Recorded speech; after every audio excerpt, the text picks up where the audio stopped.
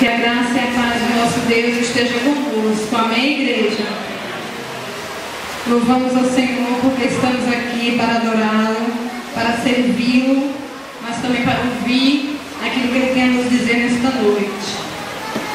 O pastor estaria encerrando hoje esta série de Vencendo a Frieza Espiritual, mas por sua enfermidade ele não pôde estar aqui. Mas o Senhor com certeza não deixará de falar. Por isso, né? A palavra do Senhor, ela é suficiente em si mesmo para fazer aquilo que apraz, que agrada ao nosso Deus. Nós estamos nas duas últimas armas para vencermos a frieza espiritual. Na semana passada o pastor trouxe mais 3 armas que nós temos para vencermos a frieza espiritual. Pode abrir, irmãos?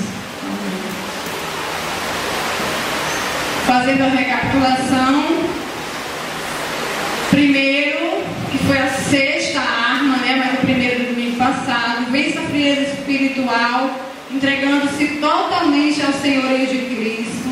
Essa entrega deve ser com autocrucificação, deve ser uma entrega com confissão, uma entrega sem reservas, uma entrega com santidade de vida. E em 7º lugar, vença a frieza espiritual não dependendo das emoções, e sim da fé. Pela fé nós agradamos a Deus. A fé não depende das circunstâncias.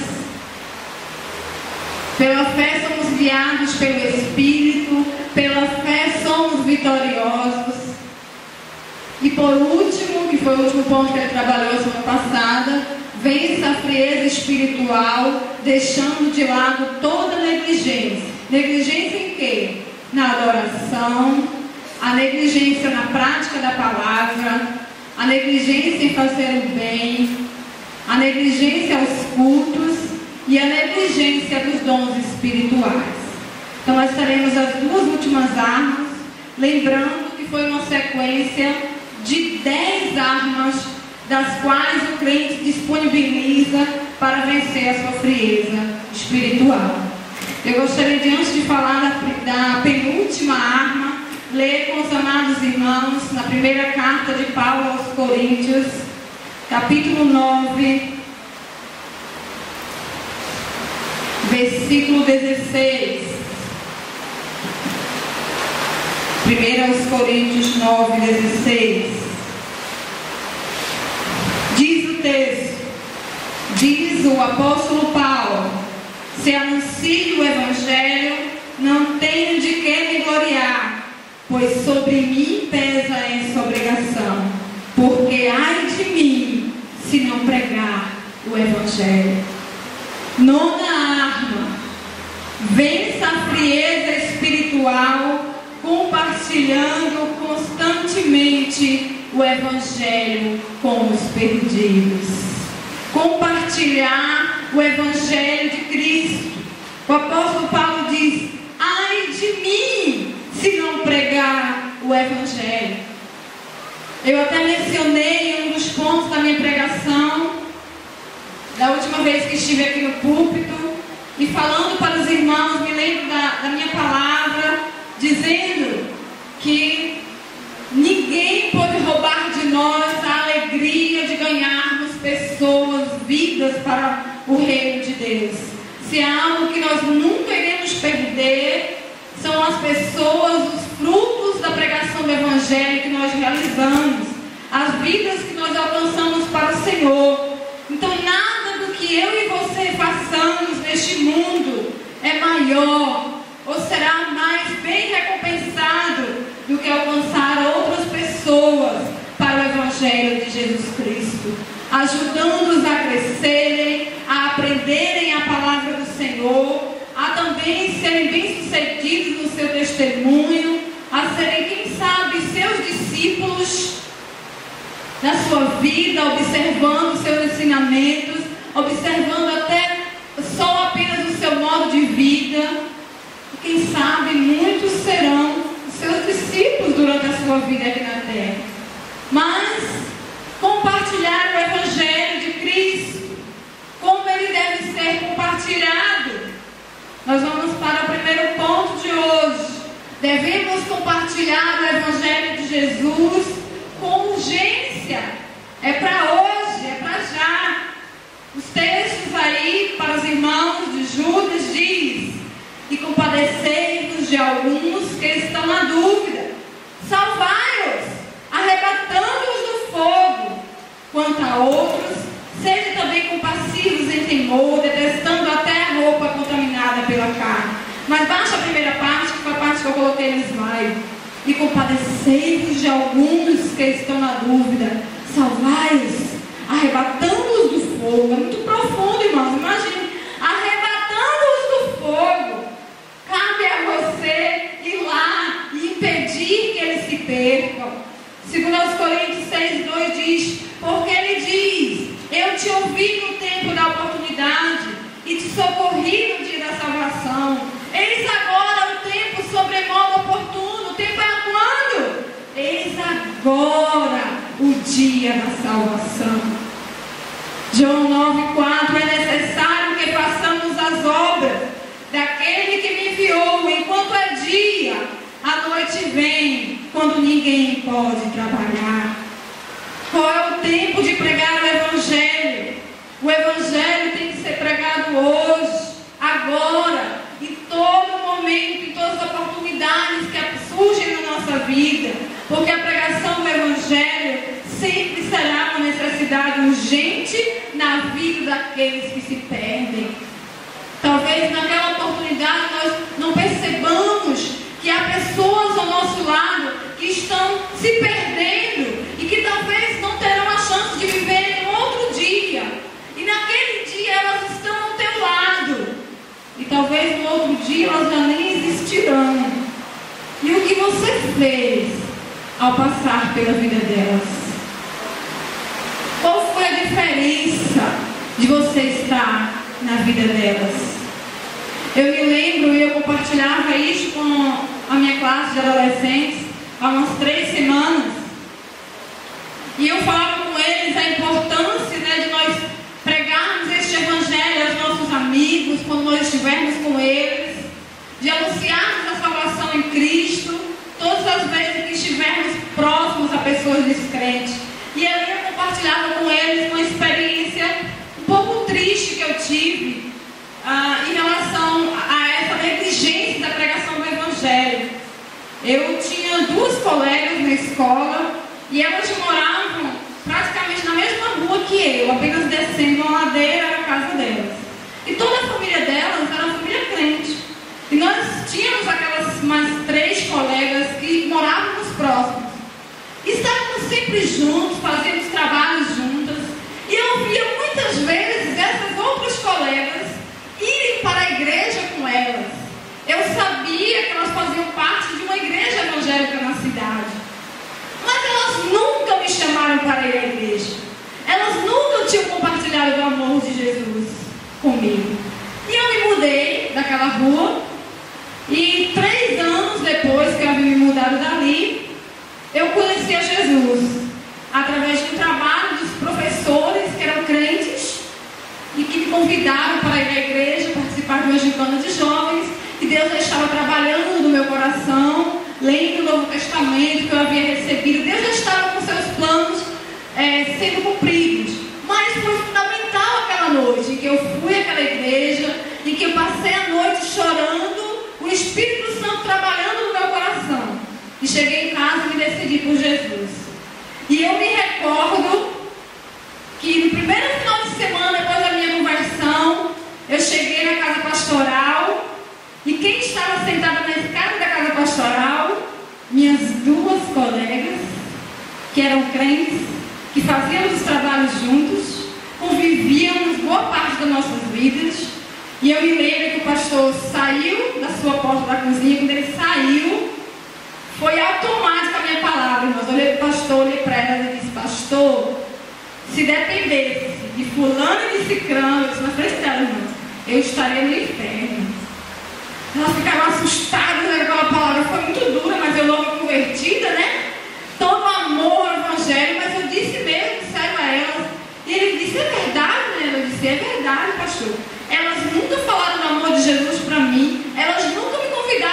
vir aqui à igreja.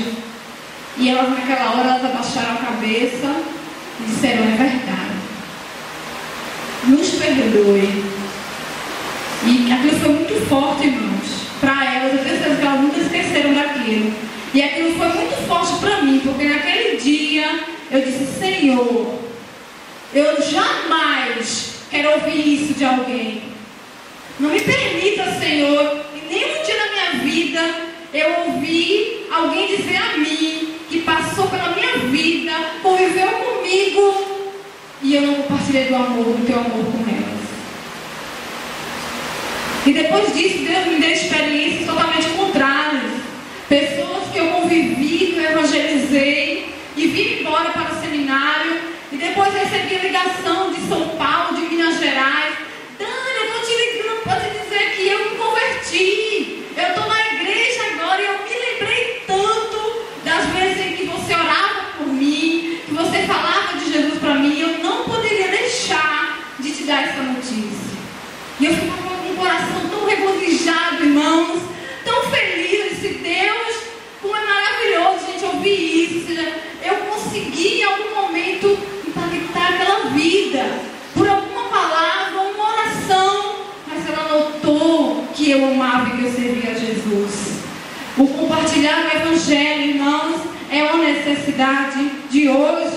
A salvação é para hoje. As vidas sedentas não podem esperar.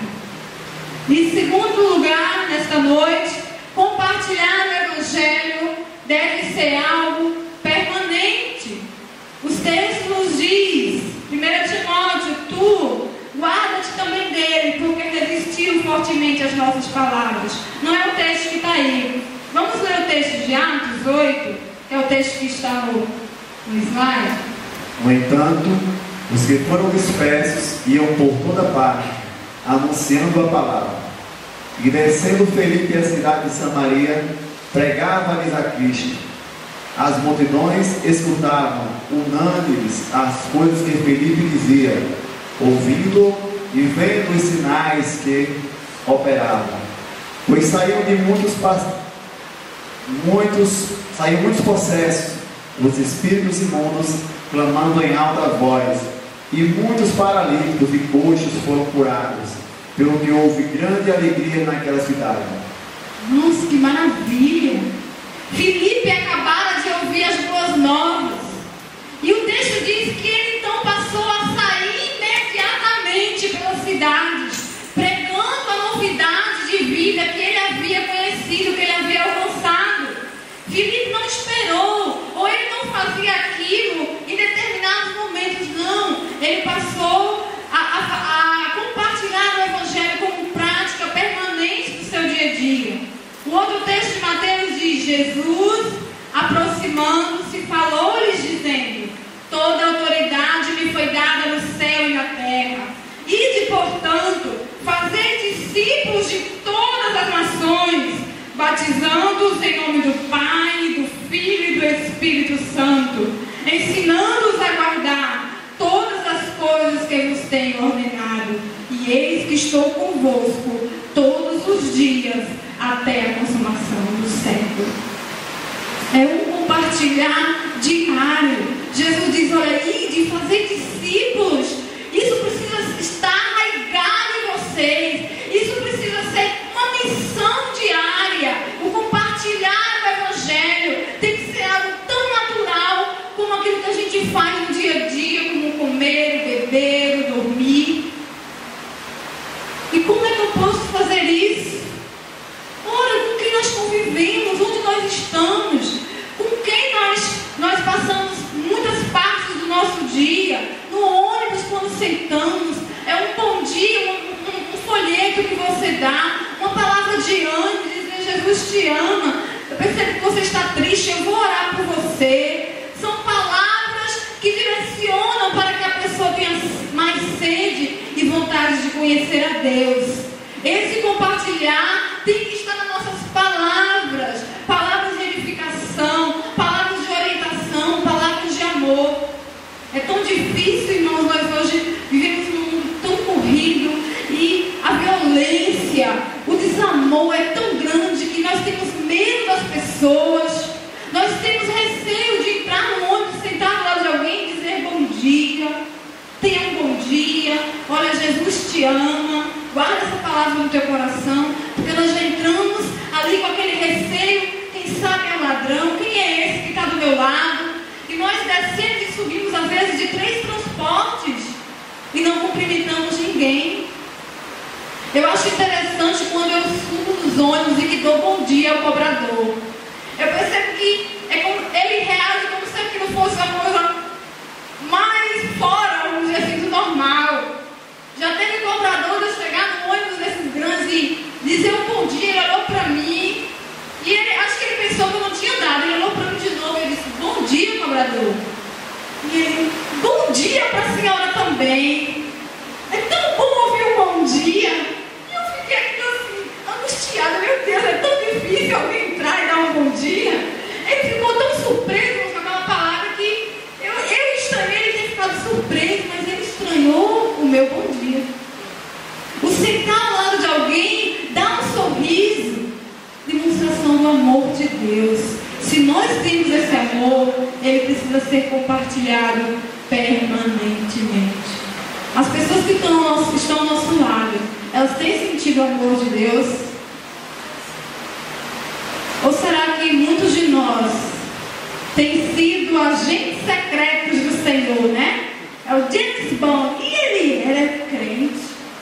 Rapaz, tem certeza que fulano é evangélico? Tenho certeza. Rapaz, tem um ano que eu trabalho com ele não sabia disso não. Irmãos, um ano com alguém e a pessoa nunca percebeu que você é de Jesus. Complicado, não é, irmão? O compartilhar diário, permanente do Evangelho de Cristo.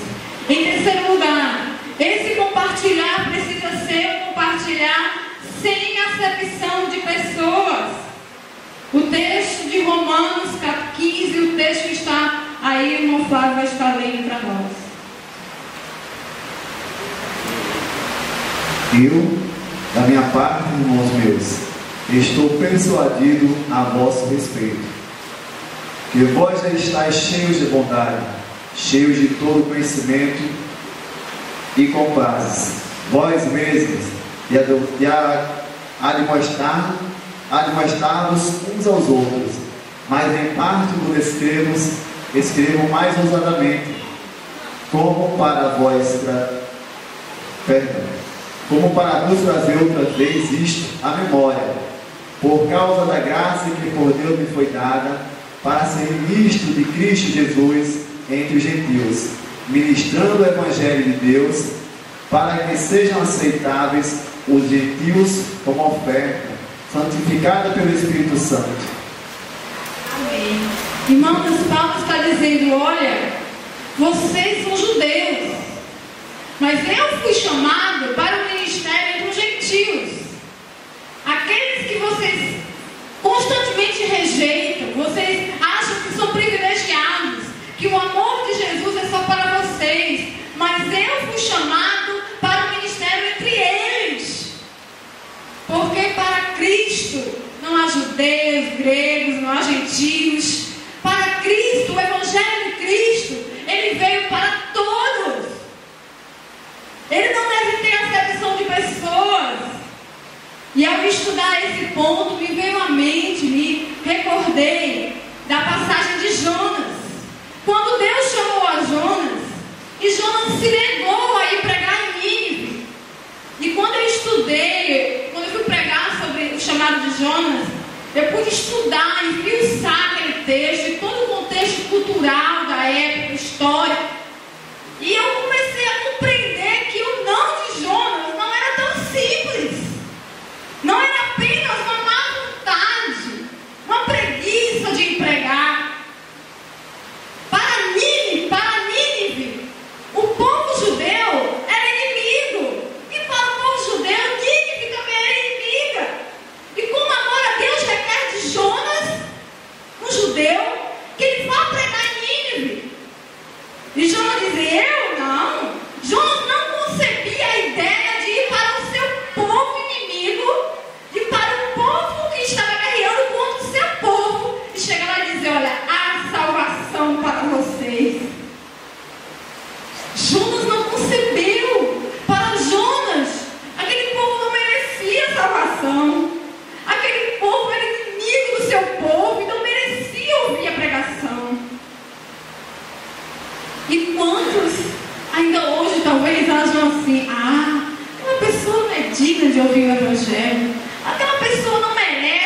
ouvir o amor de Jesus. Ou aquela pessoa não precisa ouvir o amor de Jesus. Ele está muito sujo, ela tem uma vida muito pecaminosa. Mas o Evangelho de Cristo, irmãos, tem que ser pregado a todos, indistintamente, sem acepção. O próprio Cristo diz: olha, eu vim para os que estão doentes. Eles são os que mais precisam do amor de Deus. Unção não precisa de médico. Então, como podemos ter acepção? Mas, quando se mexe conosco, com os nossos sentimentos, então nós achamos: não dá para falar do amor de Jesus àquela pessoa. E esse é o teu desafio, é demonstrar àquele que se lança contra ti que você ainda tem uma mensagem de salvação para ele. Amém, irmãos?